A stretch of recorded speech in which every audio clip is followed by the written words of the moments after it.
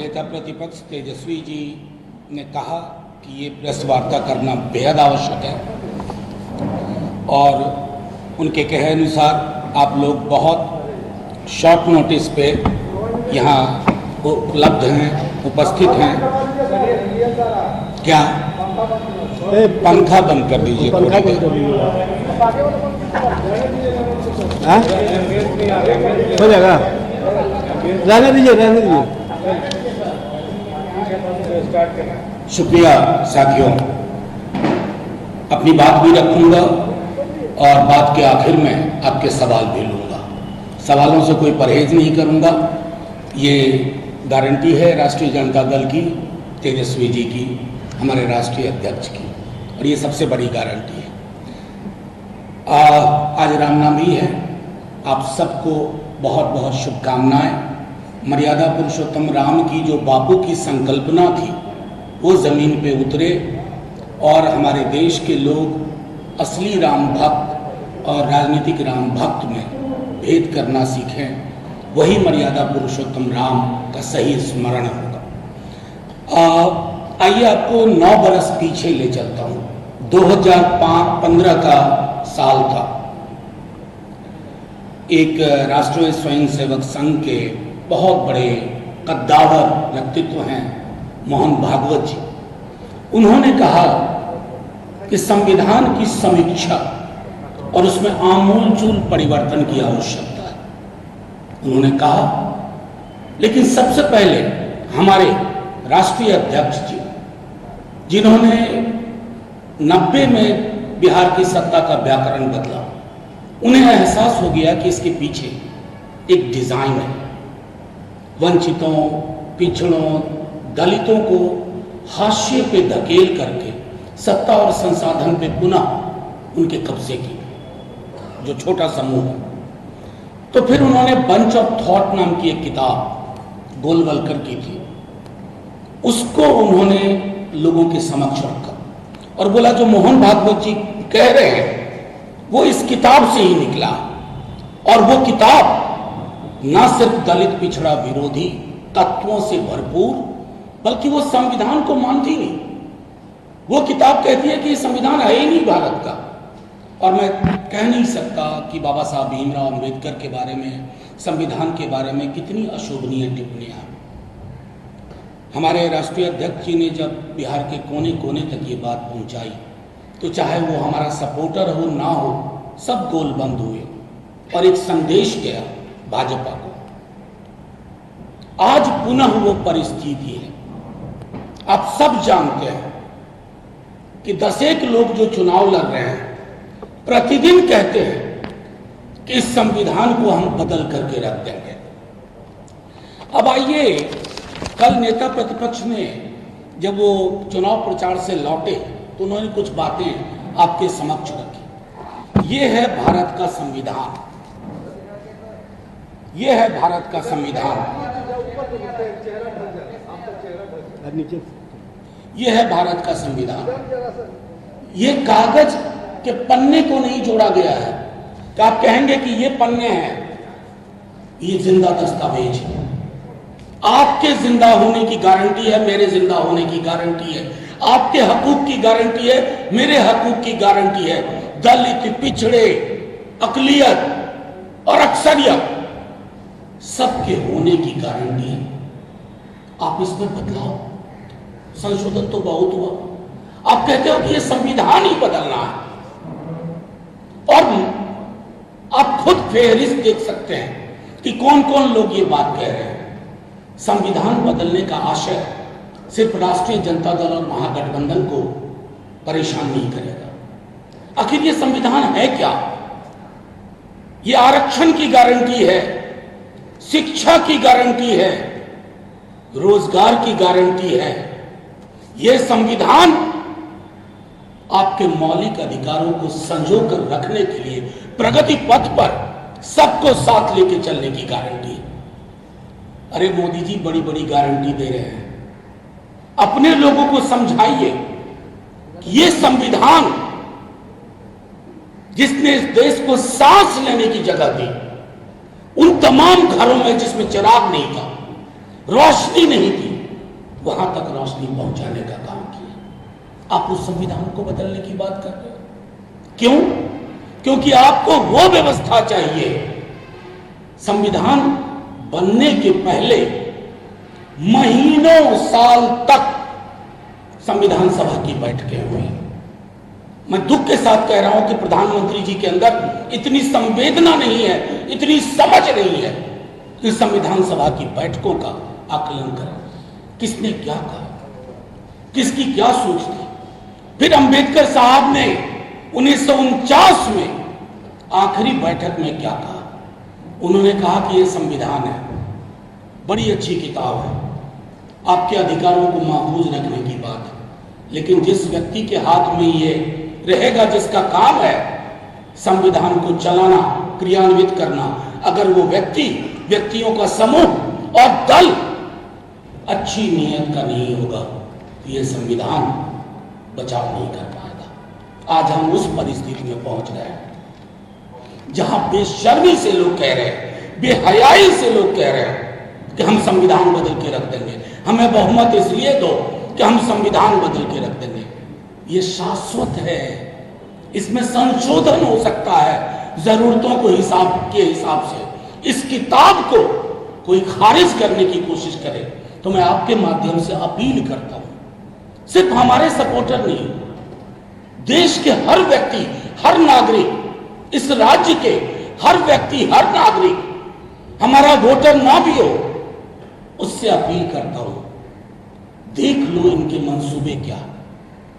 ये 15 में जो बात उन्होंने कही 24 में दोहरा रहे हैं। ये आरक्षण खत्म करेंगे। अब देखिए, नेता प्रतिपक्ष ने हाथ जोड़ के कहा कि जो आरक्षण का दायरा बढ़ा यहां, उसको संविधान की 9वीं अनुसूची में शामिल करो। कोई एक शब्द बोला? प्रधानमंत्री जी बोले, हर बात पे बोलते हैं, खान पान पे बोलते हैं प्रतिदिन, लेकिन जहां जान बसती है भारत के संविधान पर कंप्लीट चुप है। हमारा सिर्फ इतना आशय था आप लोगों के माध्यम से कि आपको यह बताने की हम आपके माध्यम से, बिहार ही नहीं पूरे देश में एक चिंता चल रही है, क्या सचमुच ये संविधान बदल जाएगा? तो आज चुनाव कुछ नहीं है, आप चुनाव संविधान को कलेजे से रखने का चुनाव है, कलेजे से सटा करके कि इस पर जो भी बुरी नजर पड़ेगी उस नजर का नजरिया बदल रहे हैं। और वो मैं अकेले नहीं करूंगा। वो कहते हैं ना, इस रात की दीवार को ढाना है जरूरी, ये काम मगर मुझ अकेले से नहीं होगा। ये सिर्फ तेजस्वी जी से नहीं, सिर्फ हमारे राष्ट्रीय अध्यक्ष से नहीं, सिर्फ राष्ट्रीय जनता दल से नहीं, एक एक व्यक्ति को सोचना होगा। दलित, बहुजन, पिछड़े, अत्यंत पिछड़े, आदिवासी समाज, अकलियत और प्रगतिशील वर्ग, चाहे किसी भी जाति के, ये संविधान नहीं रहेगा तो ये देश नहीं रहेगा, देश की एकता नहीं रहेगी, देश की अखंडता नहीं रहेगी। बस रहेगा तो रहेगा सिर्फ नागपुर का विधान। संविधान और नागपुर के संघ के विधान में मीलों मीलों का फासला है। इस फासले को मिटने ना दे बिहार की जनता, देश की जनता। आखिर यही संविधान था ना कि तेजस्वी जी आपके समक्ष बिहार के लिए परिवर्तन पत्र लेके आए। एक एक चीज इसी संविधान से निकल रहा है। नौकरी, स्वास्थ्य, गरीब महिलाओं का सबलीकरण लाख रुपए के माध्यम से, इस सब संवैधानिक व्यवस्था है, क्योंकि संविधान कहता है डायरेक्टिव प्रिंसिपल्स में कि सत्ता और संसाधन का एकत्रीकरण चंद हाथों में हो, ये रोकना है। ये सारी चीजें वहां से निकली हैं। प्रधानमंत्री जी इस पे क्यों नहीं बोलते? अपने लोगों को खारिज करते हुए कहते हैं तुम चुनाव से हटो, तुम संविधान बदलने की बात कर रहे हो। अहंकार में कई बातें बोलते हैं, ये कतई नहीं बोलते। तो मैं सिर्फ इतना कहना चाहता हूं कि तेजस्वी जी ने कल कहा था कि हमारी सबसे पवित्र किताब, कई किताबें हैं अलग अलग धर्मों की, अलग अलग समुदायों की, लेकिन ये किताब सबकी है, ये हमारी अपनी किताब है। ये किताब हम सबको समेट के रखी हुई है। देश को समेट के रखना जरूरी है।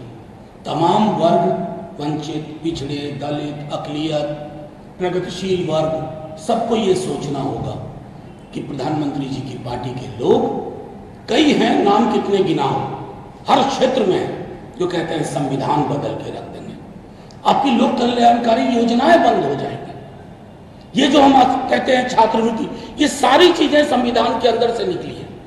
एक तरफ तेजस्वी जी इंडिया गठबंधन के साथियों से बात कर रहे हैं कि राइट टू वर्क, यानी कि काम का अधिकार हमारे मौलिक अधिकार में आना चाहिए।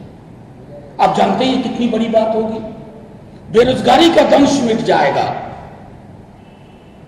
असमानता का दंश मिट जाएगा, फ्रेटर्निटी, बंधुत्व, ये बंधुत्व को भी खत्म करना चाहते हैं।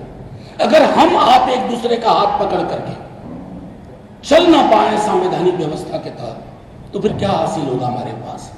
अतः दोस्तों, आज सुबह की इस प्रेस कॉन्फ्रेंस का सिर्फ इतना उद्देश्य था कि आपके माध्यम से हम तमाम लोगों को कहना चाहते हैं, आप इस चुनाव को संविधान को बचा लेने का चुनाव समझिए। कुछ नहीं बचेगा, पश्चाताप के सिवा कुछ हासिल नहीं होगा अगर हम सब कुछ बिसरा करके एक साथ ना आए। ये तो लैंगिक समानता नहीं चाहते हैं, जातिगत समानता नहीं चाहते हैं, धार्मिक समानता नहीं चाहते हैं, वर्गों की समानता नहीं चाहते हैं, और समानता इनके डीएनए में है। इन्हें उत्पीड़न पसंद है, उत्पीड़न पसंद है। चुनना हमारे बिहार के और देश के आवाम को आपका जो लक्ष्य है सिर्फ एक होना चाहिए। आपसी मतभेद होंगे लेकिन लक्ष्य एक होना चाहिए। ये किताब नहीं तो हम नहीं, ये किताब नहीं तो भारतवर्ष नहीं, ये किताब नहीं तो बाबा साहब भीमराव अंबेडकर की सोच नहीं, ये किताब नहीं तो लोहिया जेपी नहीं, ये किताब नहीं तो कर्पूरी की सोच को जमींदोज कर रहे हैं।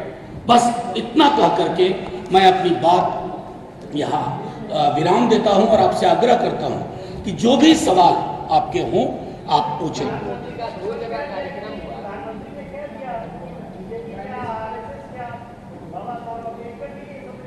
देखिए, प्रधानमंत्री जी डॉग विसिल पॉलिटिक्स के मास्टर हैं। वो जो कहते हैं ना, वो एक डॉग विसिल में होता है कि आप अलग अलग तरह की विस्लिंग करते हैं, कब किस विसिल पे चढ़ जाना है। यही प्रधानमंत्री जी थे ना, 2014 में कह रहे थे कि 2 करोड़ नौकरी प्रतिवर्ष देंगे। उनके कहे पे यकीन किया लोगों ने, वोट दिया।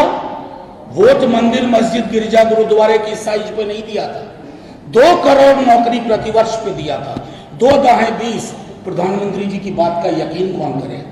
प्रधानमंत्री जी कृषि कानून, मैं गवाह हूं, संसद में था, हमने हाथ जोड़ के कहा था प्रधानमंत्री जी इस बिल को ऐसे मत पास करिए, ये किसान विरोधी है, ये देश के संविधान के मर्म के खिलाफ है।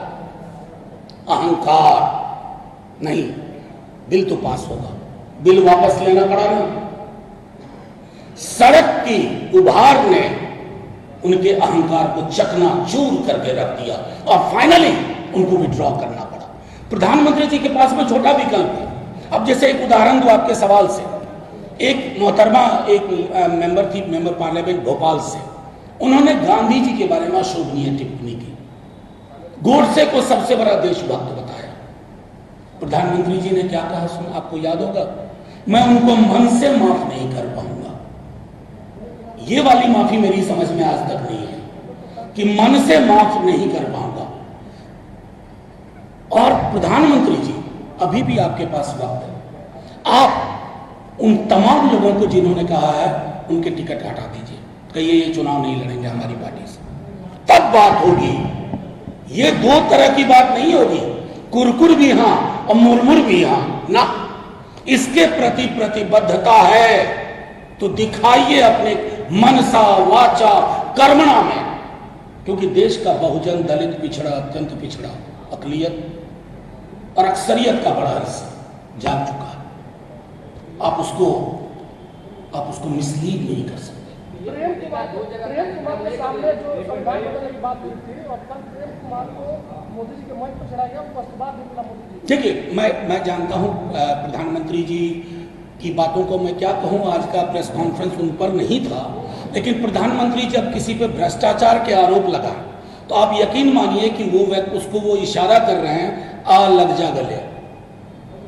भोपाल में गरजे, प्रधानमंत्री बोलते तो है नहीं, गरजते हैं, तो वो भोपाल में गरजे और 72 घंटे के अंदर जिस व्यक्ति के खिलाफ गरजे उसके साथ गलबैयां करते हुए गुलदस्ते का आदान प्रदान हो रहा था। आज वो उस राज्य के, पश्चिम के एक राज्य के उप मुख्यमंत्री हैं। तो प्रधानमंत्री जी की बातों को जो एक उसमें जो गांभीर्य होना चाहिए, अब बिहार आए हैं, आप ही देखिए, नेता प्रतिपक्ष डेली नौकरी की बात कर रहे हैं, महिलाओं के आर्थिक सबलीकरण पे बात कर रहे हैं, अग्निवीर को पुरानी व्यवस्था पर लेने की बात कर रहे हैं, रेलवे की नौकरियों को 14 के पहले की व्यवस्था पर लेने की बात कर रहे हैं। प्रधानमंत्री जी, एक शब्द मैं आपसे आग्रह करता हूं, ईमानदारी से बता दीजिए, जिस राज्य में नौकरी का मतलब तेजस्वी हो गया है, हमारे भाजपा के लोग भी ये कहते हैं, उस राज्य में प्रधानमंत्री जी नौकरी पे चुप रहते हैं। उस राज्य में प्रधानमंत्री जी ठोस मौलिक मुद्दों पे चुप रहते हैं। जिस दिन प्रधानमंत्री जी लोक सरोकार के मुद्दों पर बोलने लगेंगे, इस देश को अपना प्रधानमंत्री मिलेगा। अभी तक हमें प्रचार मंत्री मिला है जो प्रधानमंत्री के पद की गरिमा से गैर वाकिफ। ये मोदी का 2 जगह कार्यक्रम हुआ, नीतीश कुमार नदारत, मैं इस पर टिप्पणी नहीं करना चाहता। मैं चाहता हूं कि नीतीश जी स्वविवेक से निर्णय लें। बावजूद उसके कि उनके विपक्ष में हम लड़ रहे हैं, उनका मंच में ना रहना, अनुपस्थित रहना या अनुपस्थित कर दिया जाना हम सबको आहत करता है। मनोज जी एक सवाल है। Prime Minister has said that JD has given only 2 things: corruption and Jungle Raj, and it is spreading rumor against other constitution. I tell you very frankly, Honorable Prime Minister, he should carry an aina, a mirror with him. He is repeating the same words. Somebody who was instrumental in giving more than 5 lakh jobs in a span of 17 months, is it Jungle Raj? Please bring that kind of Jungle Raj, Pradhan Mantri ji. And what could be more atrocious than the fact that Manipur, the condition in Manipur, and our Prime Minister did not have the time to visit there and restore peace and normalcy. And that's why I said, Honorable Prime Minister is a well-dressed man, but he should carry a mirror which reflects reality. And finally I would tell him, so NCRB is not controlled by Rashtriya Janata Dal. Look at NCRB data. You have been saying the same thing since 2013. Much water has flown through Ganga, Kosi, Gandak. He should understand that. Lalu Yadav चुनाव प्रचार में नहीं निकल रहे, भाजपा के कई बड़े नेता कह रहे हैं कि मोदी पर काफी छवि खराब है जनता के बीच में। ये कौन बोल रहे हैं? बीजेपी के बड़े नेता कह रहे हैं कि इसीलिए लालू प्रसाद यादव जनसभा में नहीं जा रहे। नहीं, आप उनकी बातों को इतनी गंभीरता से लेते हैं, बीजेपी के लोगों को उतनी जरूरत नहीं है। वो तमाम लोग ऐसे हैं ना जो आज टिप्पणी कर रहे हैं।